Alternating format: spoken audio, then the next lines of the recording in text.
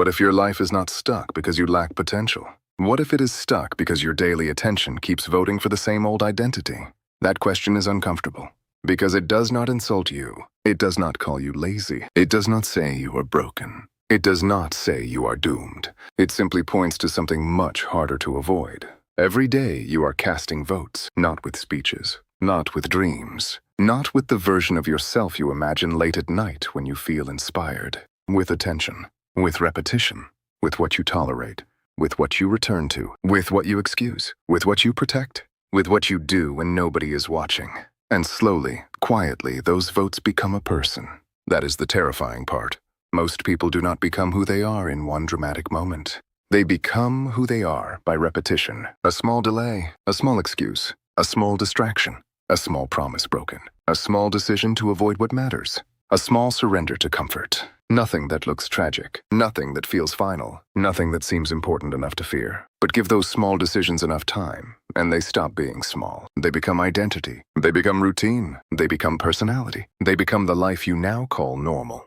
And this is where many people misunderstand their own stagnation. They think they are waiting for motivation. They think they are waiting for clarity. They think they are waiting for confidence. They think they are waiting for the right season of life.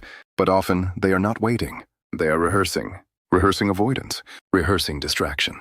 Rehearsing self-doubt. Rehearsing the habit of beginning and not finishing.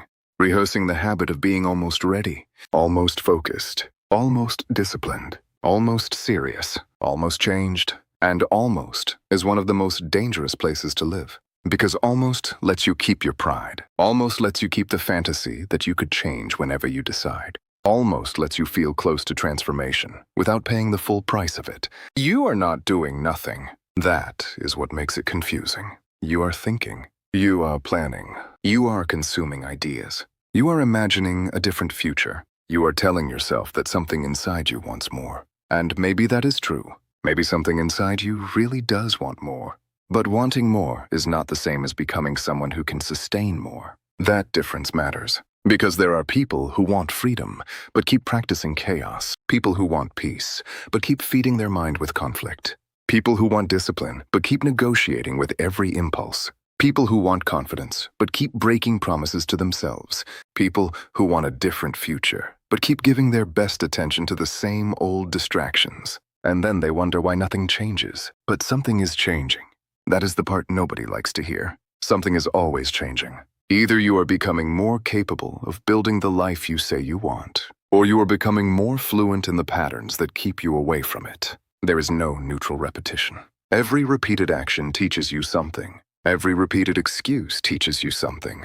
Every repeated escape teaches you something. Every repeated return teaches you something too. The question is not whether your life is training you. It is.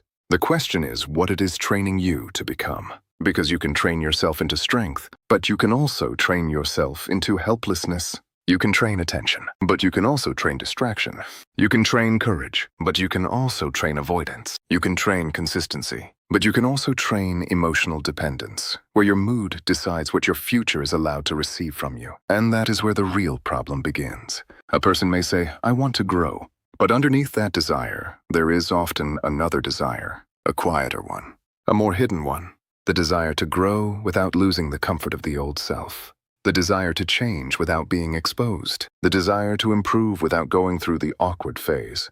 The desire to become disciplined without facing the days when discipline feels false. The desire to build confidence without first acting while confidence is absent. And life does not work that way. You do not become trustworthy to yourself by waiting until you feel trustworthy. You become trustworthy by keeping small promises before your mind fully believes you. You do not become focused by waiting for a quiet world. You become focused by protecting attention in a world that profits from stealing it. You do not become disciplined by waiting for the perfect emotional state. You become disciplined by acting when your emotional state is not impressive. That is where identity begins to shift, not in the declaration, in the repetition. And that is why personal growth is not nearly as glamorous as people want it to be. It is not always a breakthrough. It is not always a powerful morning routine. It is not always a dramatic decision. It is not always a new notebook, a new plan, a new version of you rising from the ashes. Sometimes personal growth is painfully ordinary, closing the distraction, returning to the task, reading when nobody knows, practicing when you are not good yet, taking care of your body when no visible result has arrived, saving money when the amount feels too small to matter, having the difficult conversation before resentment becomes your language, choosing silence before your old reaction takes over, going back after failing, not with drama, not with self-hatred. Just going back, that is not exciting, but it is powerful because the person you become is built in the moments that do not feel cinematic. Most people love the idea of transformation. Very few people love the maintenance of transformation. They love the beginning, the decision, the emotional spark, the clean plan, the vision of a new life. But the middle? The middle is where most identities collapse. The middle is repetitive. The middle is quiet. The middle does not applaud you. The middle asks for effort after the emotion has disappeared. The middle asks for direction when the reward is still invisible. The middle asks you to keep going without being constantly reassured that it is working. And that is where many people return to the old self. Not because the old self is better. Because the old self is familiar, and familiarity can feel like safety, even when it is slowly making your life smaller. That is one of the strangest truths about human behavior. People do not only stay in patterns because those patterns feel good. Sometimes they stay because those patterns feel known. A familiar anxiety, a familiar excuse, a familiar distraction, a familiar role, a familiar disappointment, a familiar way of explaining why nothing changes. And the known can become addictive, even when it hurts, even when it limits you, even when it keeps you below what you know is possible. Because the unknown demands responsibility. If you really try, you may fail. If you really focus, you may discover how scattered you have been. If you really commit, you may lose the excuse that you just never had the chance. If you really start building, you may have to face the distance between your imagined self and your current capacity. And that distance can be painful, but it is also honest. An honest pain is more useful than comfortable illusion. Many people protect their illusion of potential more than they protect their actual future. They would rather believe they could become someone impressive someday than take the daily actions that would test that belief now. Because potential that is never tested stays clean. It cannot fail. It cannot be criticized. It cannot be measured. It cannot be exposed. It remains beautiful because it remains imaginary. But a life cannot be built from imaginary potential. A life is built from applied capacity.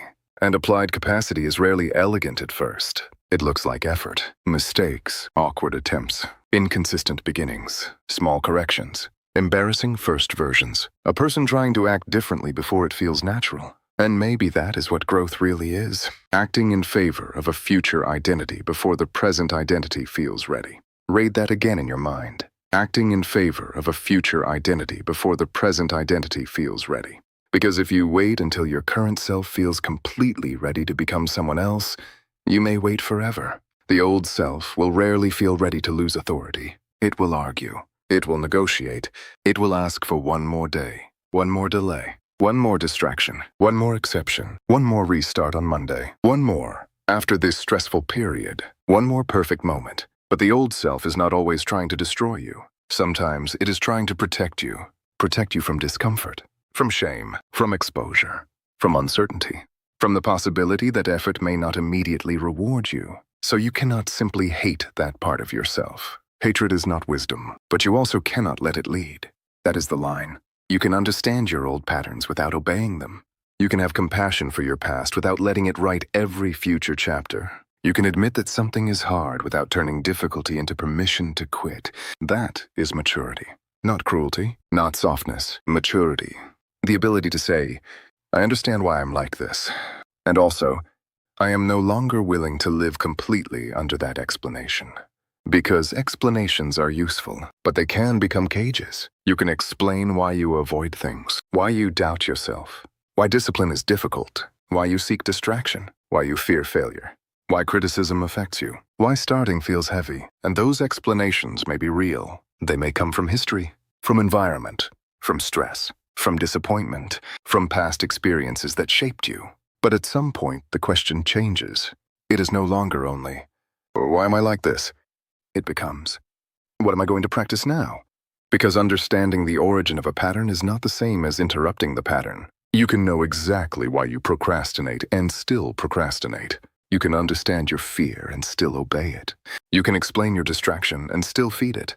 You can describe your low self-trust and still keep breaking agreements with yourself. Insight is valuable, but insight without embodiment becomes another form of entertainment. A sophisticated one, a respectable one, but entertainment nonetheless. You feel awake for a moment. You feel seen. You feel intelligent. You feel like you understand something deeper than most people. But if nothing enters your calendar, if nothing changes in your habits, if nothing changes in your relationship with attention, if nothing changes in what you do after failing, then insight has not become transformation. It has only become a temporary emotional experience. And temporary emotional experiences are not enough to build a life. This is why attention matters so much. Attention is not just where your eyes go. It is where your life begins to go. Your attention is the doorway through which your future is built. If your attention is constantly fragmented, your life becomes fragmented. If your attention is constantly reactive, your life becomes reactive. If your attention is constantly consumed by comparison, your identity becomes unstable. If your attention is constantly pulled into noise, your inner life loses depth. And this is not just a personal problem. We live in a world designed to make attention difficult to protect. Everything wants a piece of you. Your phone wants a piece. The news wants a piece. Entertainment wants a piece. Arguments want a piece. Other people's opinions want a piece. Algorithms want a piece. Old fears want a piece. Unfinished tasks want a piece. And if you never decide what deserves your attention will be divided by whoever is best at taking it. That is not freedom. That is capture. A person can look free from the outside and still be captured internally. Captured by impulse. Captured by urgency. Captured by comparison. Captured by emotional weather. Captured by the need to escape silence. And if your attention is captured for long enough, your life starts to feel like something happening to you, not something being built by you. You become busy, but not directed. Informed, but not transformed. Stimulated, but not grounded. Available to everything, but committed to almost nothing. That is a dangerous way to live, because it does not always look like failure. It can look responsible. It can look modern. It can look socially normal. You answer messages. You handle tasks. You keep up. You know what is happening. You stay entertained.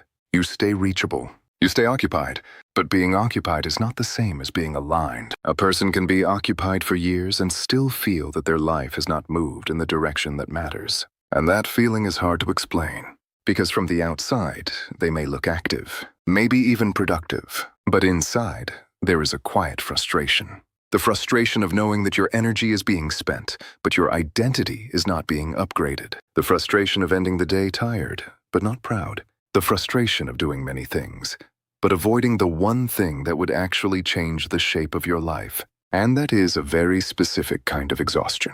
It is not just physical. It is moral. It is the exhaustion of self-betrayal repeated in small doses. Again, and again, and again. Not enough to destroy you in one day. Enough to make you trust yourself less over time. And when you trust yourself less, everything becomes heavier. Goals feel suspicious. Plans feel fragile. Promises feel familiar in the worst way. You say, I will do it. But a part of you whispers, will you? And that whisper is not random. It was trained. Every broken agreement trained it. Every abandoned start trained it. Every postponed decision trained it. Every time you said tomorrow and meant not really, you trained it. That may sound harsh, but it is actually hopeful. Because if self-distrust can be trained, self-trust can also be trained. Not through affirmations alone, not through pretending, not through motivational intensity. Through evidence, small evidence, repeated evidence, boring evidence.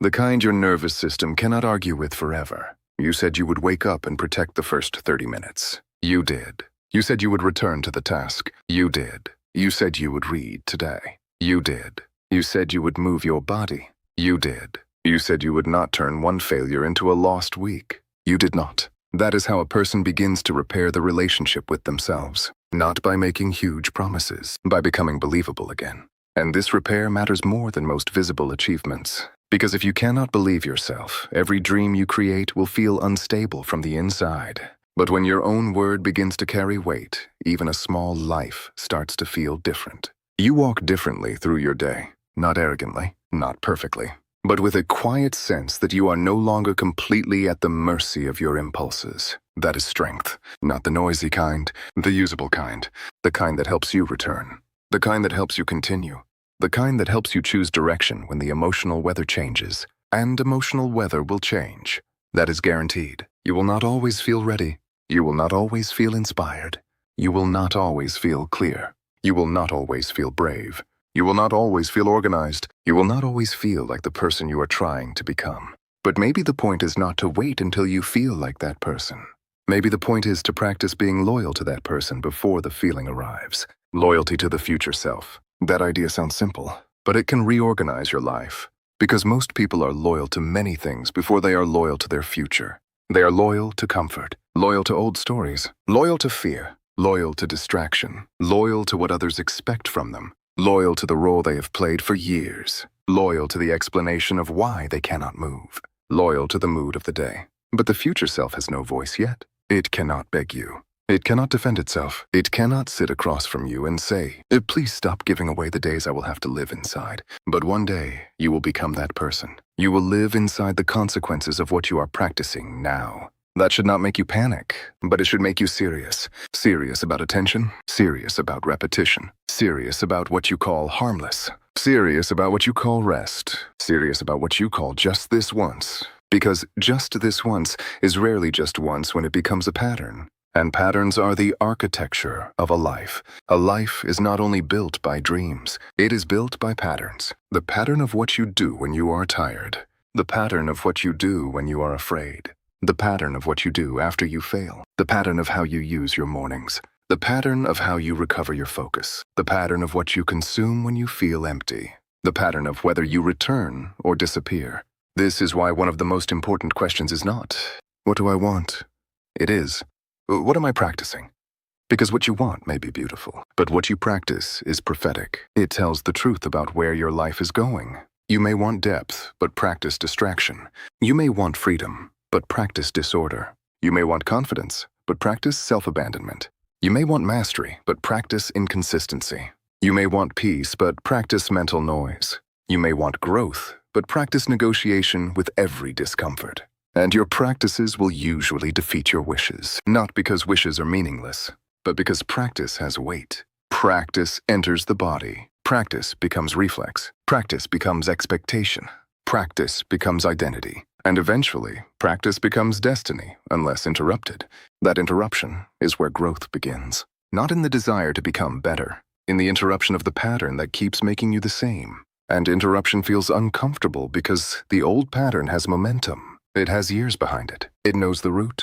It knows the emotional reward. It knows the excuse. It knows exactly how to bring you back. So when you try to change, do not be surprised when resistance appears. Resistance is not always a sign that you are failing. Sometimes, resistance is proof that you finally touched the pattern. If you decide to protect your attention and suddenly feel restless, that does not mean attention is impossible. It means distraction was trained. If you decide to finish something and suddenly feel the urge to start something else, that does not mean you are incapable. It means unfinished living had become familiar. If you decide to stop using your mood as the final authority and suddenly feel internal protest, that does not mean you are being cruel to yourself. It means a part of you is losing an old privilege. That privilege is the power to cancel your future whenever the present feels uncomfortable. And yes, that part of you will protest, but protest is not proof of truth. Sometimes it is only proof of habit. This is where many people quit too early. They assume that because change feels unnatural, it must not be authentic.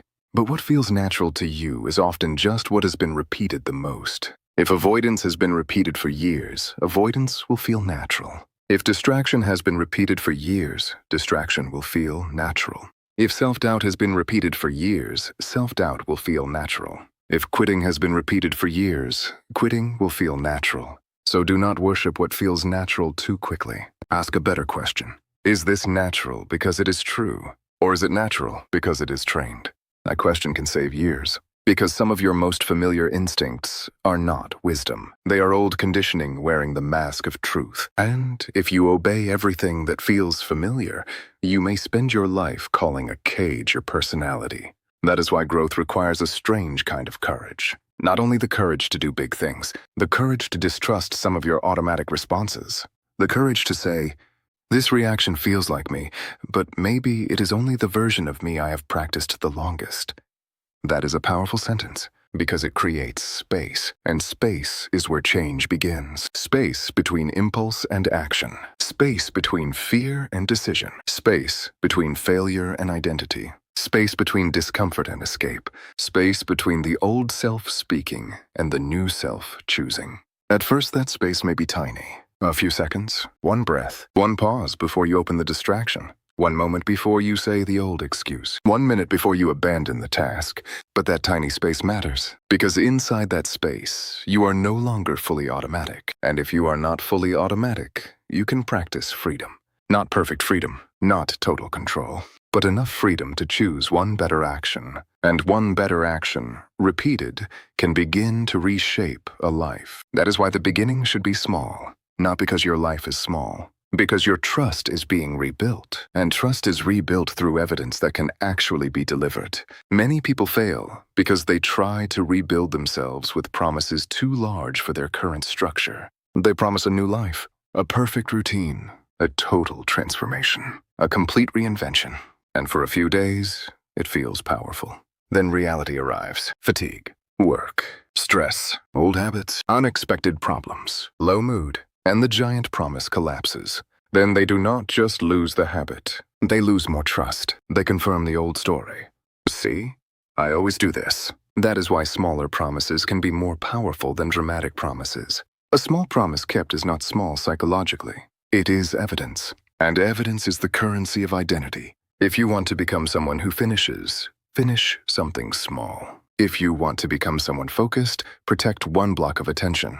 If you want to become someone healthy, keep one daily agreement with your body. If you want to become someone serious, stop announcing and start delivering. If you want to become someone different, give your mind proof it cannot easily dismiss. You do not need to impress yourself. You need to become believable to yourself. That is the beginning. And from there, the work deepens. Because once you start keeping small agreements, you will notice something else. The problem was never only discipline. It was identity. It was the story of who you believed you were allowed to be. Some people are so used to being inconsistent that consistency feels like a costume. Some people are so used to being overwhelmed that peace feels suspicious. Some people are so used to being behind that progress feels temporary. Some people are so used to not being taken seriously that they do not take their own goals seriously either. So when they begin to change, the outside behavior is only one layer. The deeper layer is the internal permission to be different, and that can be harder than the habit itself. Because if you change, you may lose the old explanation. You may lose the old role. You may lose the comfort of being predictable. You may lose the sympathy that came from always being stuck.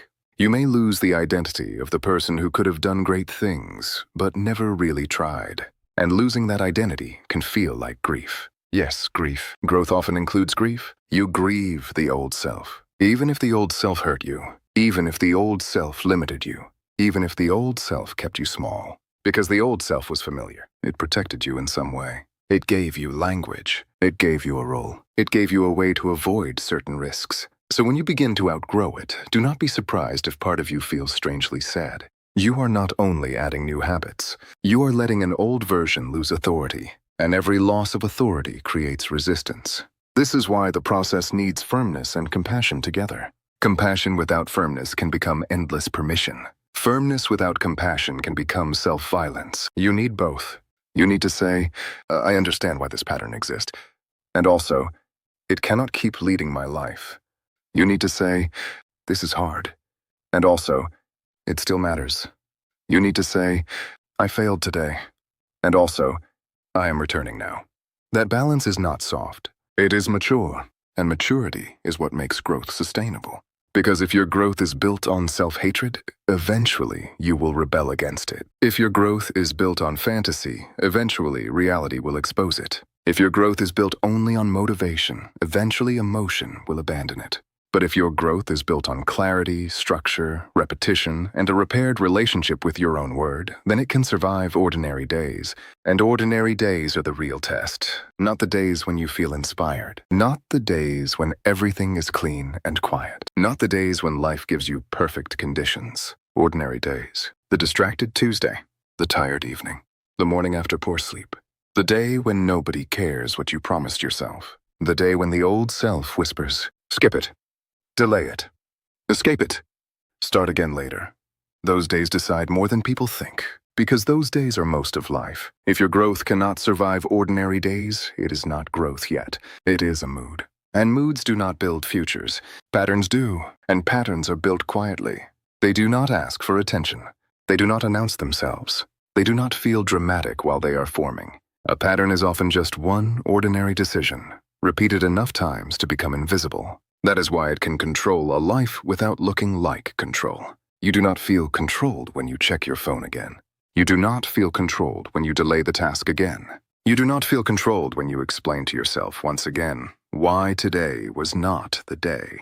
You do not feel controlled when you tell yourself you are just resting, when deep down you know you are escaping. Each moment feels small, reasonable, human, but identity is not built only by large decisions. It is built by the small ones you stop questioning. And the small ones you stop questioning become the architecture of your days. This is why a person can wake up years later and feel confused by their own life. They did not choose all of it consciously. They drifted into much of it. A little adaptation here, a little compromise there, a little comfort protected, a little courage postponed, a little honesty avoided, and then suddenly the life around them feels too narrow for the person they once imagined they could become. That moment is painful, because it is not always a crisis from the outside. Sometimes nothing dramatic happened. No one destroyed you. No single event ruined everything. You simply watched your own standards become negotiable, then normal, then part of your personality. And that is why growth begins with attention. But it cannot end with attention.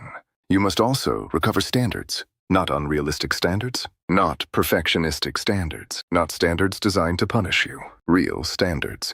The kind that say, this is no longer acceptable for me. Not because you hate yourself, because you finally respect your future enough to stop feeding what weakens it. Some people hear a sentence like that and immediately become defensive. They think standards mean pressure. They think discipline means harshness. They think structure means losing freedom. But often, the opposite is true. Without standards, your life becomes available to whatever is easiest. Without discipline, your mood becomes the manager of your future. Without structure, every impulse gets a vote. And if every impulse gets a vote, the deepest part of you rarely wins, because the deepest part of you usually speaks quietly. The part of you that wants a better life does not always scream. It does not always create urgency. It does not always produce adrenaline. Sometimes it simply waits. It waits beneath the noise, beneath the distraction, beneath the excuses, beneath the tiredness, beneath the constant pressure to respond, consume, compare, and react. And if you never create silence, you may never hear it. That is one reason so many people are uncomfortable with stillness. Stillness reveals the distance between the life you are living and the life you keep postponing. Noise can hide that distance. Work can hide that distance. Entertainment can hide that distance. Even self-improvement content can hide that distance if you use it only to feel awake without changing anything. But silence is less polite. Silence asks, "Oh, what are you avoiding? What do you already know? What have you been calling confusion because action would cost too much? What part of your life is surviving on excuses that have expired?" Those questions are not easy, but they are useful. And usefulness matters more than comfort when you are trying to rebuild trust with yourself. Because comfort is often overrated. Not rest. Rest is necessary. Not peace. Peace matters. But comfort, when treated as the highest value, can make a person smaller. It can teach you to avoid the very friction that would strengthen you. It can make every difficult feeling look like a warning sign. It can make every disciplined act feel like violence. It can make every demand on your character feel unfair. And slowly, you start to believe that the right path should always feel emotionally smooth. But it will not. A meaningful path will often feel demanding. Not because it is wrong, because it is asking something larger from you. It is asking you to grow beyond the identity that was built for an older version of your life. And the older version will resist. That resistance may come as fatigue. It may come as cynicism. It may come as overthinking. It may come as sudden confusion. It may come as the urge to research a little more before acting. It may come as the need to reorganize everything before taking the first step. It may come as perfectionism. It may come as a very intelligent excuse. That is the problem. Your excuses are not always stupid. Some of them are extremely articulate. They sound reasonable. They have evidence. They use your real circumstances. They mention your stress, your obligations, your past, your limits, your energy, your uncertainty. And sometimes they contain truth. That is what makes them dangerous. A good excuse is rarely 100% false. It is usually a truth used in the wrong direction. Yes, you may be tired, but tired does not always mean stop. Yes, you may be afraid, but afraid does not always mean wait. Yes, you may need rest, but rest does not always mean escape. Yes, the timing may be imperfect, but imperfect does not always mean impossible. Yes, your past may explain your pattern, but explanation does not always mean permission. This is where discernment matters. Growth is not blindly pushing through everything. That is foolish. Growth is learning the difference between a real limit and an old avoidance pattern using respectable language. A real limit asks for adjustment. An avoidance pattern asks for abandonment. A real limit says, change the plan so you can continue. An avoidance pattern says, cancel the plan so you can feel safe. A real limit protects your long-term capacity. An avoidance pattern protects your short-term comfort. And if you cannot tell the difference, you will either burn yourself out or let yourself shrink. Neither is growth. Growth requires a sharper relationship with yourself. A relationship where you stop believing every internal sentence automatically. Where you can hear yourself say, I cannot, and ask, is that true, or is that fear speaking with confidence? Where you can hear yourself say, I will start later, and ask, is later a plan or is later a hiding place? Where you can hear yourself say, this is not the right time, and ask, what evidence would make a time right enough? Those questions matter because the old self often survives through vague language. Someday, later, when things calm down, when I feel better, when I have more energy, when I am ready, when I know enough, when the fear goes away. Vague language protects stagnation. Specific language exposes it. That is why a real commitment needs shape. Not just emotion. Shape, a time, a place, a minimum, a return plan, a way to continue on low-energy days. Because if your commitment only exists as inspiration, your old patterns will outlive it. They are more practiced, they have more momentum. They know the route better. So the new pattern must be made visible. It must be placed into the day. It must be protected before the world spends your attention for you. And it must be small enough to survive ordinary resistance. This is not lowering the standard. It is respecting the process of identity change. If you have spent years practicing inconsistency, you cannot insult yourself into consistency overnight. You build it. If you have spent years letting distractions dominate your attention, you cannot expect one emotional decision to make you focused forever. You train it. If you have spent years abandoning projects when they stop feeling exciting, you cannot become a finisher by announcing that this time is different. You prove it. Quietly. Repeatedly. Especially when nobody would blame you for stopping. That last part matters. Growth often begins in places where stopping would be easy to justify. You can always find a reason. The day was long. The situation was complicated. Your mind was heavy. You had responsibilities. You did not sleep well. Someone interrupted you. Something came up. The old pattern does not need a perfect argument. It only needs a usable one. And life will always provide usable arguments. This is why a person who waits for a day without resistance may never begin. Resistance is not the exception. Resistance is part of the territory. So the real question becomes, what can I do when resistance is present, not gone? Present. What is the smallest honest action I can take while still tired? While still afraid? While still imperfect? While still unsure? While still not fully motivated? That question is practical. And practical questions build lives because they move you out of fantasy. Fantasy asks, what would I do if everything were perfect? Growth asks, what can I do with the conditions I actually have? And this is not a small shift. It is the difference between waiting and training, between imagining and becoming, between emotional ambition and lived identity. A person who can act under imperfect conditions becomes dangerous to their old limitations. Because the old limitations depend on the myth of the perfect moment. They need you to believe that change must feel clean.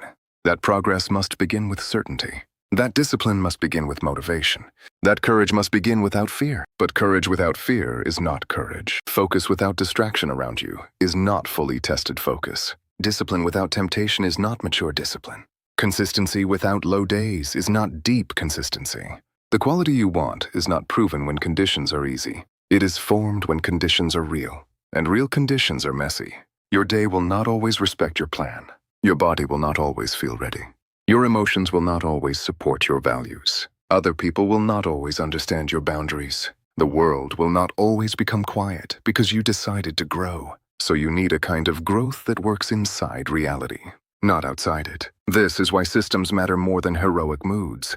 A system is not glamorous, but it is merciful. It reduces the need to fight the same battle every day. If the book is already there, you are more likely to read. If the phone is not next to the bed, you are less likely to surrender your first thoughts. If the task has a specific hour, it is less dependent on emotional negotiation. If the commitment has a minimum version, one bad day does not destroy the whole identity. If your environment makes the right action easier and the wrong action harder, your willpower does not have to bleed for every inch. This is not weakness, it is strategy. People who rely only on willpower often overestimate themselves in the morning and abandon themselves by night. Not because they are bad, because willpower is not meant to carry a whole life alone. A serious life needs design. It needs removal. It needs protection. It needs routines that serve the person you are trying to become. And it needs brutal honesty about what keeps pulling you back. Sometimes what pulls you back is not obvious. It may not be laziness. It may be fear of visibility, fear of being measured, fear of losing belonging, fear that if you change, some people will not know what to do with you. That is real. Growth can disturb relationships. If people knew you as the one who was always available, your boundaries may feel like betrayal. If people knew you as the one who never took yourself seriously, your seriousness may make them uncomfortable. If people shared your excuses, your responsibility may feel like accusation to them. If your old role kept the peace, your growth may introduce conflict. This is one reason people unconsciously stay the same, not because they love the old life, because the old life has social agreements. People know how to treat that version of you. You know how to behave in that role. The script is familiar. Changing means the script breaks, and when the script breaks, you may feel alone for a while. That loneliness does not always mean you are wrong. Sometimes it means you are leaving an identity that was socially reinforced. That is hard, but it may be necessary, because a future self cannot be built entirely from the approval of people who benefit from your old patterns. Read that carefully. Some people love you, but they love a version of you that does not challenge the arrangement. They may not be malicious. They may not even know they are doing it. But if your growth changes the emotional economy of a relationship, resistance may appear. That resistance can sound like concern. Do not overdo it. Why are you acting different? You used to be more relaxed. You think you are better now? Just enjoy life. Sometimes those comments are harmless. Sometimes they reveal that your growth threatens a pattern everyone had accepted. And you will need enough inner authority to continue without turning bitter. Growth does not require contempt for others. It requires loyalty to the person you are becoming. Loyalty without arrogance. Firmness without cruelty. Distance without hatred when distance is needed.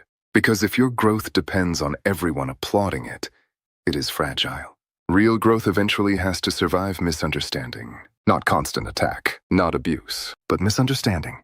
People may not see what you are building. They may only see what you are no longer available for. They may not understand the quiet promise you made to your future. They may not understand why a small habit matters, why a protected hour matters, why a boundary matters, why you no longer want to spend your best energy in the same old noise. That is okay. Not everything sacred in your life needs an audience. Some things need protection before they need announcement, and this is especially true in the early stages of change. Do not expose every fragile beginning to every opinion. A new identity is like a small flame. It needs oxygen, but it also needs shelter. If you let every wind hit it too early, you may mistake its fragility for impossibility. Protect the early stage. Do the work quietly. Let evidence accumulate. Let your own behavior convince you before you demand that the world understand. This is not secrecy from shame. It is stewardship. You are stewarding the first proof of a different life. And proof needs repetition, again and again, until the new pattern becomes less fragile, until it no longer depends on being in a perfect mood, until the old self still speaks but no longer sounds like the final authority.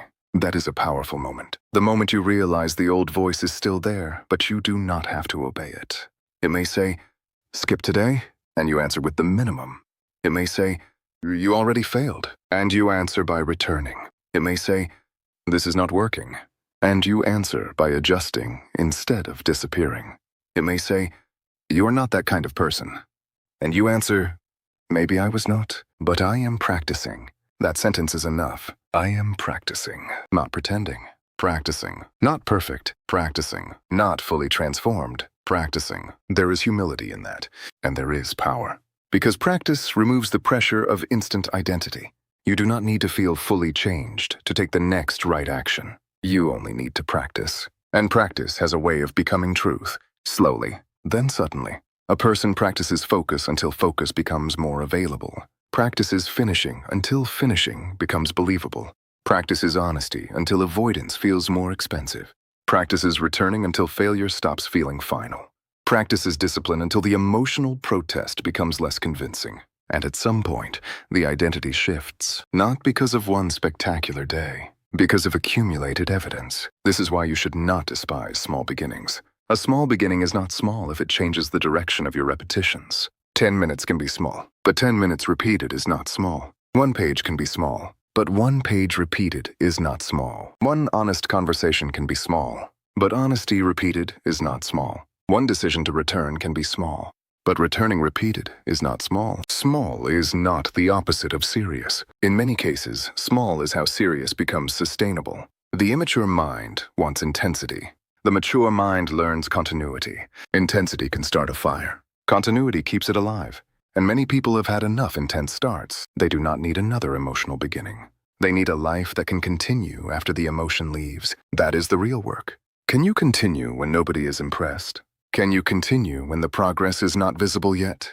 Can you continue when your old self offers a comfortable exit? Can you continue when the task becomes boring?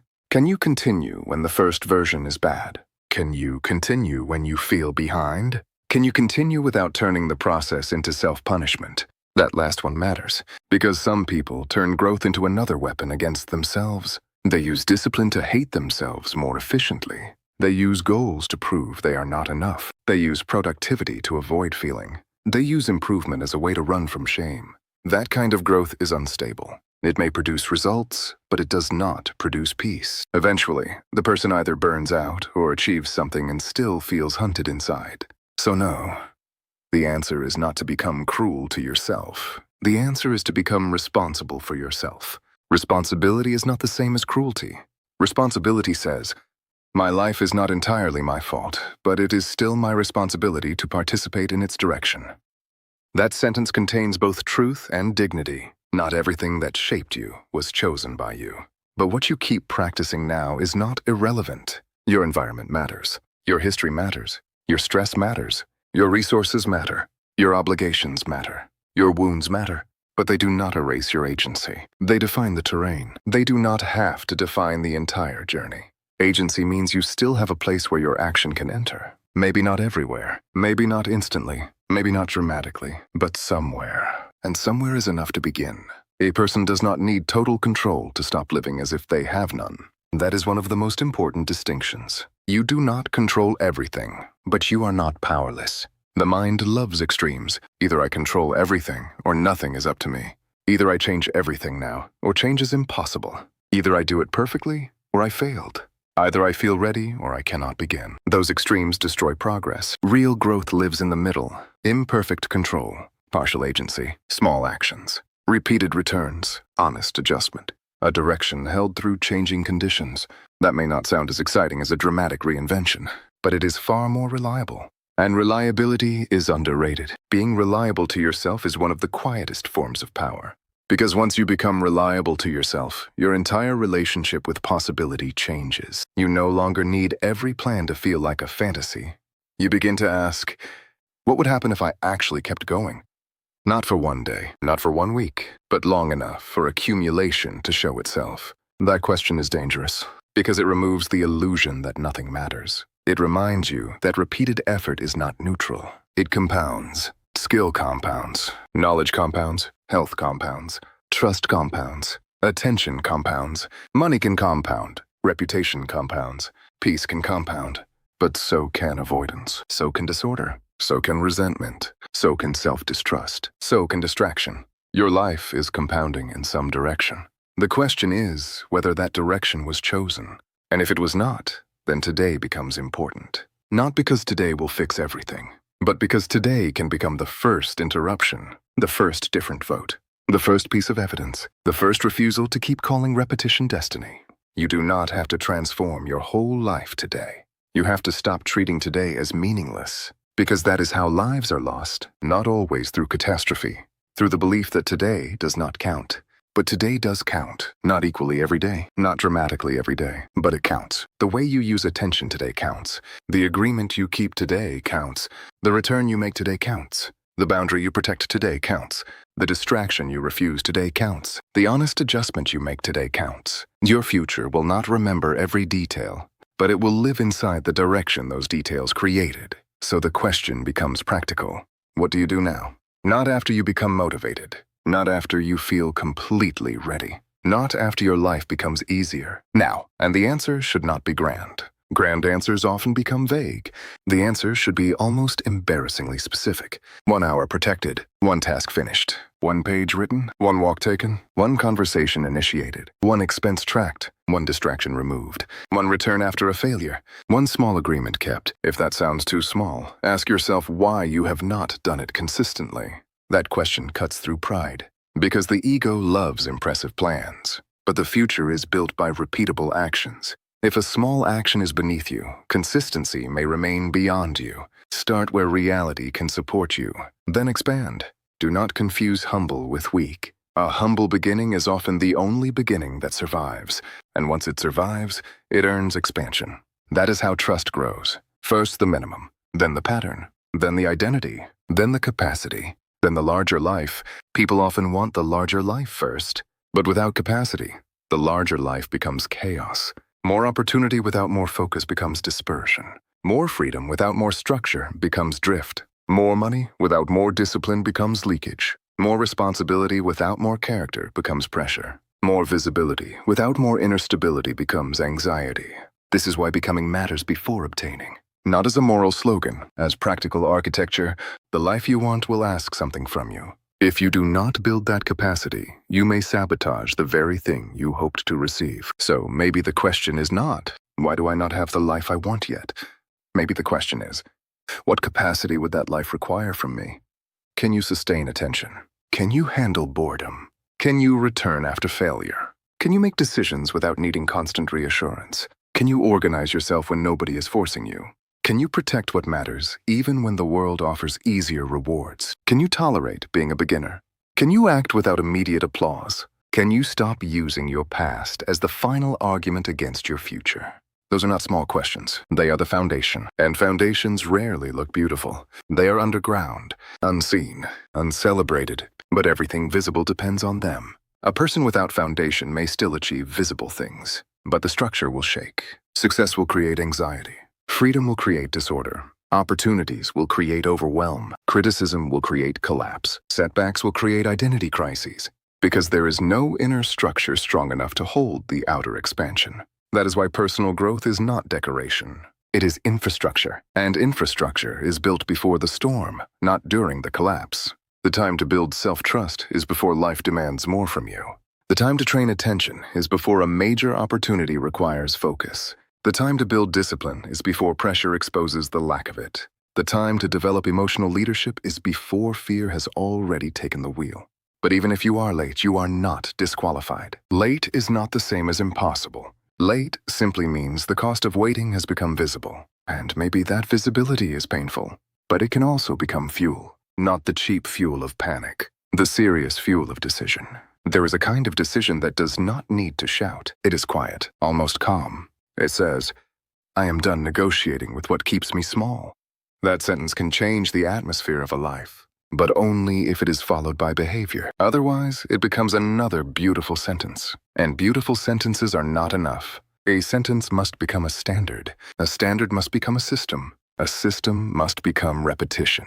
Repetition must become evidence. Evidence must become identity. That is the path. Not glamorous, but real. And real is better. Because what you need is not another emotional high. You need a life you can actually live after the emotional high fades. And it will fade. This feeling, if you have it right now, will fade. The clarity will soften. The intensity will lower. The old world will return.